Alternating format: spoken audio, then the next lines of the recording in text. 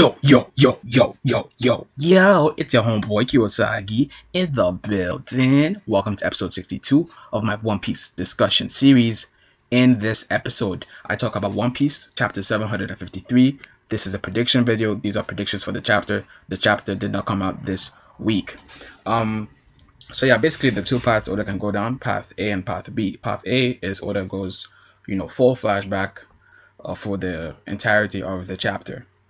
Path B is Oda continues what he's done for like the last 2 or 3 chapters, where he leaves tiny clues and hints like, Corazon this, or Law's background that, that kind of stuff. But he, at the same time, uses the rest of the chapter to continue story progression, fight setups, fight progression, all that good stuff. And I really think it's leaning towards path B. But nonetheless, we'll talk a bit about the flashback, and I'll start that now. So I don't know exactly what's going to happen. Can't see the future. But what I will do is I'll give, my thoughts on different things that have been brought up in regards to Lost Past. And I'll start with the White City.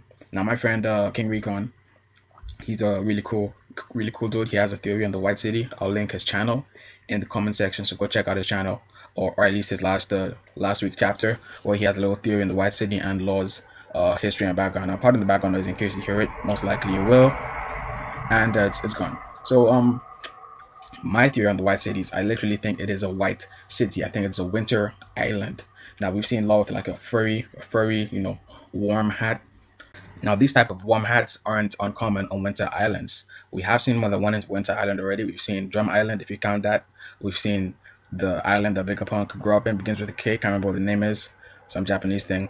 And we've seen the island that Kaido told Scotch to protect. The island that, Drake fought Scotch on. The island that Drake and Caribou had the whole thing with Scotch on, that same island. So we've seen at least 2 or 3 winter islands already. So having a 4th winter island isn't impossible.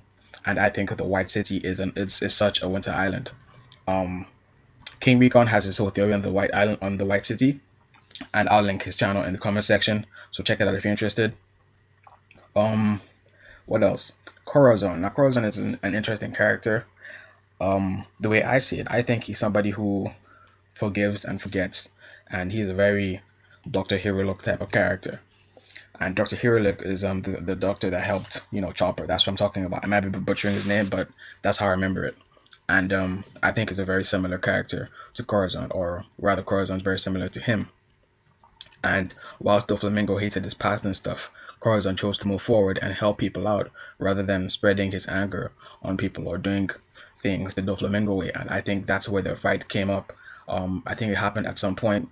I don't think Law was the reason for the fight, but he could be the reason for the fight. I don't know what the reason was, but we'll find out soon enough. I think maybe Corazon started changing Law. Doflamingo picked up on this and tried to change Law himself, and that's when the fight started. Because maybe Doflamingo trying to change Law by force, and Corazon didn't want Doflamingo using like his brutal methods, because we do know Doflamingo can be a brutal guy. I think Corazon didn't want him to use any like force or lay a finger on Law, and that's how their fight started. The fight that ended up killing Corazon, or that's at least my assumption right now. Because we've seen how Doflamingo cares about his family members, so think about how he's gonna care about his own brother. You know what I'm saying? I don't think it was just out of pure envy or spite or something like that. I think it was just a very heated argument and a clash of ideologies and opinions. I think that's what happened. Okay, so that about summarizes my thoughts on the whole Law, Doflamingo, Corazon triangle and the flashbacks, or at least that summarizes the things I could come up with and contribute to what we've already seen. So now I'm going to show you guys this infographic where you should see the palace and the levels beneath it.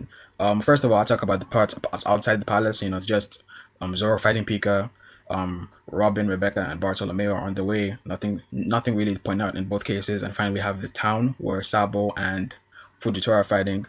We have Usopp, who is no one knows where he is. No one knows where Buffalo is. And finally, we have the underground, which is where I think Koala is. I think that's been confirmed, and I think Burgess is there, but that has not been confirmed yet. So that's going to be interesting. So you should see this diagram, and yeah, so right now Kairos and the rest of the Colosseum characters, or most of them, are on level 1. They're climbing up to level 2, where you have all these Doflamingo members like Gladius, Laoji, Baby 5, etc. And then we have Don Chinjao, Cavendish, and Luffy. Those are the I was supposed to put Law and Uzi, but just include them now. And those characters that I just mentioned, these are the characters that have been confirmed on level 2. All the others are still on level 1. Um, and Buffalo hasn't been shown at all, like I said. Diamante and Treble are the palace that was shown in the last chapter, right beside Doflamingo. Pika is fighting Zoro. Violet, where is she again? I think she's with Usopp. Yeah, she is with Usopp, I think. Yeah. Next we have level 3 and level 4. Now these two are very interesting levels. So level 3, Oda hasn't specified who's there, so I think this is going to be a surprise or a twist. So we might have Kanjuro, we might have Burgess, which brings us up to Kinemon. You know, we haven't seen where Kinemon is in like at least 2 chapters or so. So yeah, Burgess, Kinemon, Kanjuro, we might see any of these characters there. And now the little garden. What's interesting about the little garden is the fact that it's a garden, and the fact that Oda bothered to name this the little garden, because he didn't name level 3, 2, or level 1. Now this implies to me, pardon the background noise, that this is where the Tontata princess is, because we know how the Tontatas are with the plants and stuff. So there's going to be some story thing involved.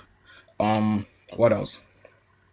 Oh yeah, so I think Diamante is going to fight Kairos. Obviously Kairos needs to avenge his wife.